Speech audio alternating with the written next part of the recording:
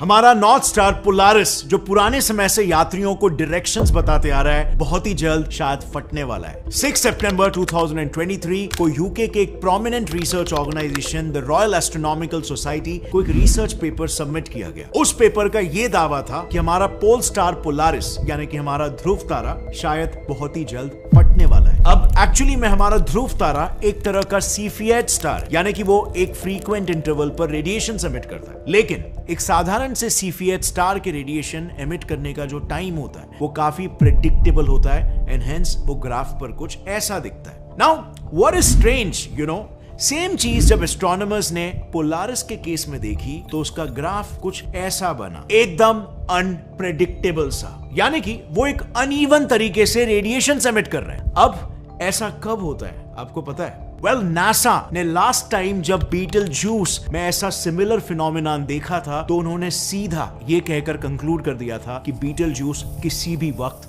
फट सकता है। खैर, नासा ने अब तक इस मामले पर अपना कोई भी प्रोक्लेमेशन नहीं दिया, but based on the similar pattern, is it possible कि हमारा पोलारिस भी अपने अंत के एकदम नजदीक है? वेल फ्रेंड्स, अगर इस बात में थोड़ी सी भी सच्चाई है तो बहुत ही जल्द हम एक ऐसी स्थिति में होंगे जहां हमने अब तक एस्ट्रोनॉमी से लेकर astrology to even simple navigation जितने भी प्रोग्रेसेस किए हैं उसका साइंटिफिक बेस ही कोलैप्स हो जाएगा। और ऐसा इसीलिए क्योंकि दो बहुत ही इंपॉर्टेंट चीजें हैं। पहला ये कि अगर आप हमारे नॉर्दर्न स्काई का एक टाइम लैप्स देखोगे तो आपको यह दिखेगा कि पोलारिस इकलौता ऐसा तारा है जिसकी पोजीशन पर पृथ्वी के रोटेशन का कोई असर नहीं पड़ता। इस वजह से एस्ट्रोनॉमर्स अपने सभी जमीनी टेलीस्कोप्स को कैलिब्रेट करने के लिए पोलारिस को एक रेफरेंस पॉइंट के तौर पर यूज करते हैं। एंड सेकेंडली, पोलारिस पृथ्वी का सबसे करीबी सीफिएट स्टार भी है, यानी कि एक ऐसा तारा जिसको रेफरेंस के तौर पर रखकर एस्ट्रोनॉमर्स यूनिवर्स में दूसरे ऑब्जेक्ट्स का डिस्टेंस नापते हैं। सो ऑल इन ऑल ये दो चीजों में एक रेफरेंस पॉइंट की तरह काम करता है। एक तो हमारे इंस्ट्रूमेंट्स को कैलिब्रेट करने के लिए और दूसरा उन टेलीस्कोप्स ने कैप्चर किए प्लैनेट्स, स्टार्स और गैलेक्सीज का डिस्टेंस नापने के लिए। यानी कि फ्रेंड्स, जैसे कि मैंने पहले कहा, अगर पोलारिस नहीं रहा तो टेक्निकली हमारे सभी ग्राउंड बेस्ड टेलीस्कोप्स यूजलेस हो जाएंगे। एंड टू बी ऑनेस्ट, यही वजह है कि एस्ट्रोनॉमर्स भी पोलारिस के इस अजीबोगरीब रेडिएशन पैटर्न के पीछे के मीनिंग को ढूंढने में लग गए।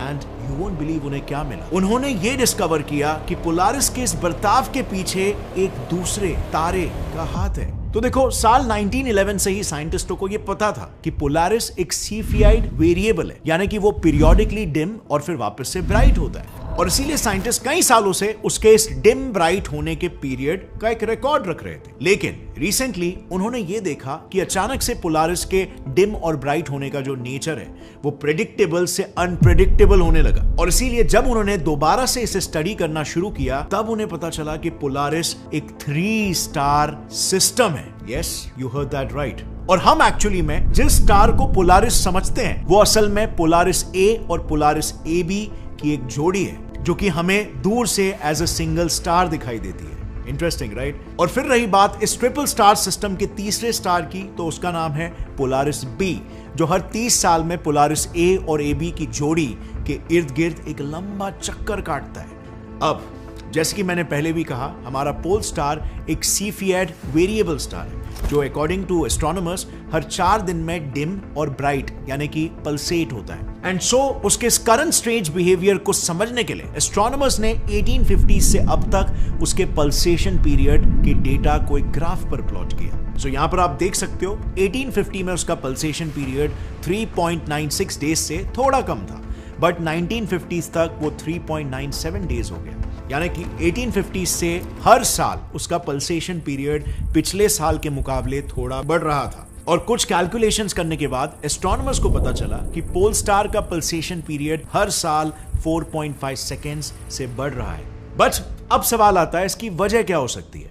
वेल, जब एस्ट्रोनॉमर्स ने इस ग्राफ को थोड़ा और ध्यान से देखा तब उन्हें पता चला कि उनके ग्राफ में जो चेंज दिख रहा है वो मेनली हर 29.4 इयर्स यानी कि ऑलमोस्ट 30 साल में स्लाइटली फ्लक्चुएट हो रहा है। अब जरा एक सेकंड रुको और मुझे बताओ, हमारे पोल स्टार के साथ ऐसी कौन सी घटना घटती है जो हर 30 साल में रिपीट होती है। अगर आपको याद होगा तो मैंने आपको बताया था पोलारिस बी हर 30 साल में एक चक्कर कंप्लीट करके ए और बी के पास से गुजरता है, और इसीलिए इस पूरे सिस्टम को देखकर उन्होंने एक लॉजिकल कंक्लूजन निकाला कि जब पोलारिस बी पोल स्टार के पास से गुजरता है तो शायद उसकी ग्रेविटी पोलर स्टार के एटमॉस्फेयर को इन्फ्लुएंस करती है, एंड पॉसिबली इस इन्फ्लुएंस की वजह से समहाउ पोल स्टार का पल्सेशन पीरियड हर साल इंक्रीज हो रहा है। Interesting, right?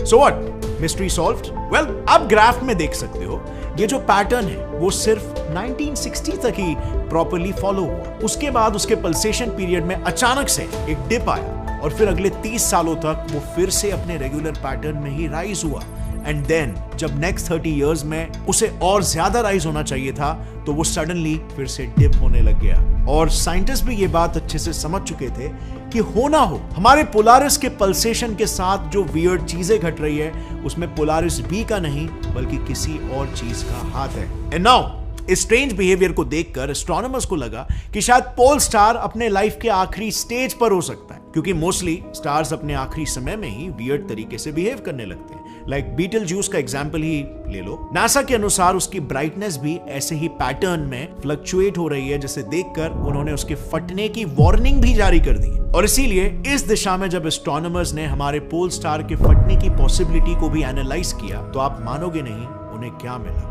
They found out कि बिल्कुल पॉसिबल है कि हमारा ये पोल स्टार भी फट सकता है। बेसिकली उन्हें यह पता चला कि पोलारिस जैसे सीफियट स्टार्स अपने लाइफ के आखिरी स्टेजेस में जब होते हैं तब उनके साथ भी एग्जैक्टली वही होता है जो बीटलजूस जैसे नॉर्मल स्टार्स के साथ होता है। दरअसल नॉर्मली जब कोई स्टार पैदा होता है तब उसका टेम्परेचर और उसकी ब्राइटनेस दोनों भी रिलेटिवली कम होते हैं, और इसीलिए अगर हम एक ब्राइटनेस वर्सेस टेम्परेचर का ग्राफ बनाएं तो न्यूबॉर्न स्टार्स उसमें यहां पर होंगे। अब जैसे जैसे एक न्यूबॉर्न स्टार अपनी लाइफ में आगे बढ़ता है वो न्यूक्लियर फ्यूजन की मदद से एनर्जी प्रोड्यूस करता है, जिससे उसका टेम्परेचर और उसकी ब्राइटनेस दोनों बढ़ते हैं। सो इस ग्राफ में वो यहां से यहां मेन सीक्वेंस फेज में चला जाता है। अब नॉर्मली कोई भी स्टार कई बिलियन सालों तक इस फेज में रहता है। देन उस स्टार के लाइफ में एक ऐसा पॉइंट आता है जब उसमें मौजूद सारा हाइड्रोजन खत्म हो जाता है और इसके बाद वो एकदम तेजी से बड़ा होने लगता है, जिससे उसकी ब्राइटनेस अचानक से बढ़ती है और अब वो एक रेड जायंट फेज में मूव हो चुका होता है। अब ये स्टार करीब 1 बिलियन सालों तक इसी फेज में रहेगा और उसके बाद एक बड़े धमाके में फट जाता है, जिससे उसकी बाहरी परत उड़ जाती है और पीछे रह जाता है सिर्फ एक dense core called white dwarf. अब ये व्हाइट ड्वार्फ डेंस होने की वजह से उसका टेम्परेचर ओरिजिनल स्टार से तो ज्यादा हो जाता है, लेकिन सिंस उसकी साइज अब छोटी है तो वो अब इतना ब्राइट नहीं दिखता, यानी कि अब वो इस ग्राफ पर यहाँ आ जाता है। और यही होती है एक सन जैसे नॉर्मल स्टार की life cycle, except there is a catch. कभी कभी ऐसे स्टार्स जो सूरज से 2 या 3 गुना ज्यादा मैसिव होते हैं वो रेड जायंट फेज से व्हाइट ड्वार्फ में तब्दील होने से पहले एक एक्सट्रीमली वायलेंट फेज से गुजरते हैं, called the Cepheid variable phase। इस फेज में हम एक तरह से कह सकते हैं कि स्टार्स हमें लाइट फ्लैशेस के जरिए SOS यानी कि डिस्ट्रेस सिग्नल्स दे रहे होते हैं कि वो बहुत ही जल्द मरने वाले हैं, और एस्ट्रोनॉमर्स को लगता है कि शायद हमारा पोलारिस भी यही कर रहा है। दरअसल कई बार रेड जायंट फेज के दौरान जब एक स्टार का मास सन से 2 या 3 गुना ज्यादा होता है तो उसके मास एंड देयरफॉर ग्रेविटी से पैदा हुए कंप्रेशन की वजह से उस स्टार का टेम्परेचर अचानक से एक अनस्टेबल तरीके से बढ़ जाता है और इससे शुरू होता है एक वायलेंट लाइट फ्लैशेस का सिलसिला। ऐसा इसीलिए क्योंकि नॉर्मली देखो हर स्टार में एक टग ऑफ वॉर चल रहा होता है जिसमें मास और ग्रेविटी चीजों को अंदर की ओर खींच रही होती है, और इनके कंप्रेशन की वजह से जो न्यूक्लियर रिएक्शन शुरू होते हैं वो चीजों को अपनी एनर्जी की वजह से बाहर की ओर ढकेल रहे होते हैं। अब ऐसे में पोलारिस जैसे स्टार्स में होता क्या है कि हाइड्रोजन जब ऑलमोस्ट पूरी तरीके से हीलियम में तब्दील हो जाता है तब उसके सरफेस का हीलियम एक्सट्रीम टेम्परेचर की वजह से बहुत सारी हीट और लाइट एनर्जी को एब्जॉर्ब करके अपने दोनों इलेक्ट्रॉन्स बाहर फेंक देता है और हीलियम 2+ आयोन्स में तब्दील हो जाता है। अब इस एब्जॉर्प्शन का मतलब समझ रहे हो? बाहर से देखने पर हीलियम 2+ आयोन से भरा हुआ स्टार कंपैरेटिवली डिम दिखाई देगा, पर यह सिर्फ एक नजरिया है इस फिनोमेना को देखने का। इस डिमनेस को हम एक अलग नजरिए से भी देख सकते हैं। मुझे बताओ, जब कोई चीज डिम होती है तो उसकी एनर्जी एक ब्राइट ऑब्जेक्ट के कंपैरिजन में कम होती है या ज्यादा?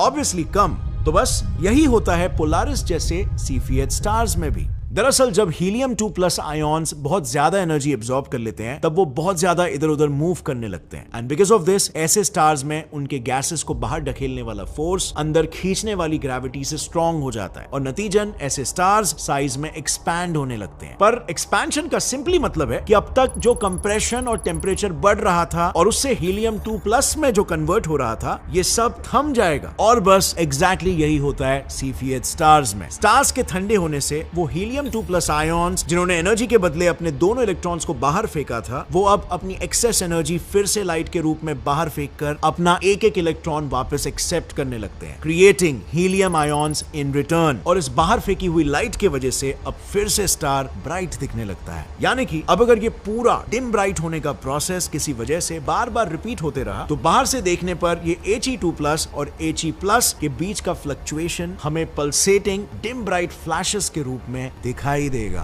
अब आई नो आप बोलोगे कि इससे कैसे साबित हो रहा है कि पोलारिस मरने वाला है। तो देखो, अगर आप एक ट्रू साइंटिफिक एनालिस्ट हो और चीजों को बारीकी से समझने में दिलचस्पी रखते हो उसमें आपने डेफिनेटली एक चीज कैच की होगी। क्या आपने नोटिस किया कि हीलियम एनर्जी एब्जॉर्ब करके He2 प्लस तो बनता है लेकिन जब एनर्जी रिलीज होती है तो He2 प्लस सिर्फ He प्लस पैदा करता है, स्टेबल हीलियम एटम नहीं। यानी कि एक टाइम के बाद न्यूक्लियर फ्यूजन रिएक्शंस कंटिन्यू रखने के लिए एक स्टार को जो स्टेबल हीलियम एटम्स चाहिए होते हैं वो पूरी तरह से खत्म हो जाएंगे और ग्रेविटी अचानक से उस स्टार को अपने ही कोर में कोलैप्स कर देगी, व्हिच मींस कि वो Cepheid स्टार तुरंत एक बड़े धमाके के साथ फट जाएगा और पीछे रह जाएगा सिर्फ उसका कोर, जिसे अगेन एस्ट्रोनॉमर्स कहते हैं व्हाइट ड्वार्फ। सो अब सबसे मेन सवाल, सिंस हमारे पोलारिस का पल्सेशन एक इर्रेगुलर पैटर्न दिखा रहा है तो क्या इसका मतलब उसका स्टेबल हीलियम ऑलमोस्ट खत्म हो चुका है और वो बहुत ही जल्द फटने वाला है? वेल, एस्ट्रोनॉमर्स की माने तो Cepheid वेरिएबल स्टार्स यूजुअली एक स्टेडी पैटर्न में पल्सेट करते हैं, यानी कि भले ही वो डिमनेस और ब्राइटनेस के बीच फ्लक्चुएट होते रहते हो, उनके इस फ्लक्चुएशन का पीरियड हमेशा एक स्टेडी तरीके से राइज होता है। ऐसा कभी नहीं होता कि किसी Cepheid स्टार का पल्सेशन पीरियड राइज होता है और फिर कुछ सालों बाद फिर से घट जाता है एंड देन फिर से राइज होने लगता है। सो डेफिनेटली जो पोलारिस के साथ हो रहा है वो एक यूनिक कंडीशन है जिसे एस्ट्रोनॉमर्स भी अब तक पूरी तरीके से समझ नहीं पाए हैं। सो देखो फ्रेंड्स, हमने पोलारिस के बारे में अब तक जो भी सीखा उससे दो बातें सामने आती है। एक ये कि पोलारिस एक फ्लक्चुएट होने वाला Cepheid वेरिएबल स्टार है और दूसरा ये कि उसके स्टार सिस्टम में एक तीसरा स्टार भी है, पोलारिस बी, जो हर 30 साल बाद उसे अपनी ग्रेविटी से छेड़ कर जाता है। सो बिल्कुल पॉसिबल है कि पोलारिस फटने वाला हो सकता है और इसीलिए वो अनइवन पल्सेटिंग पीरियड दिखा रहा है। और ये भी बिल्कुल पॉसिबल है कि उसके इसी अनइवन पल्सेशन पीरियड के पीछे वजह है दोनों स्टार्स के पीरियोडिक इवेंट्स का कॉम्बिनेशन, जिसके वजह से ऐसा अनइवन पल्सेशन पैटर्न बन रहा है। क्योंकि यू नो व्हाट, पीरियोडिक चीजों का कॉम्बिनेशन हमेशा पीरियोडिक ही होगा ऐसा जरूरी नहीं होता। फॉर एग्जाम्पल, पृथ्वी पर आने वाले आइस एज को ही ले लो। अब आइस एजेस, जैसे हमें पता है, पृथ्वी के 3 पीरियोडिक मोशंस का नतीजा होते हैं। पृथ्वी के ऑर्बिट की एक्सेंट्रिसिटी, उसका वॉबल और उसके टिल्ट। लेकिन इसके बावजूद भी आप पृथ्वी की हिस्ट्री उठाकर देख लो, अब तक जितने भी आइस एजेस आए हैं उनमें एक फिक्स्ड पैटर्न या फिक्स्ड ईयर्स का गैप बिल्कुल नहीं है। एंड सिंपली बिकॉज पृथ्वी के उन तीनों मोशंस का टाइम पीरियड बिल्कुल अलग अलग है। कहने का मतलब यह है कि शायद ऐसा ही कुछ पोलारिस के साथ भी हो रहा है। 2 पीरियोडिक मोशंस की वजह से पोलारिस एक स्ट्रेंज और अनप्रेडिक्टेबल पैटर्न में फ्लक्चुएट कर रहा है। सो जब तक ये सेकेंड पॉसिबिलिटी रूल आउट नहीं हो जाती, हम निश्चित ये नहीं कंक्लूड कर सकते कि पोलारिस फटने ही वाला है। And no matter, even if it means there is still a possibility. हालांकि ऑफिशियल साइड से there seems not much to worry, और शायद इसीलिए नासा ने हमारे खुद के पोलारिस से ज्यादा कंसर्न बीटलजूस के बारे में जताया है, जो 100% कंफर्म्ड उनके अनुसार बहुत ही जल्द एक्चुअली में फटने वाला है।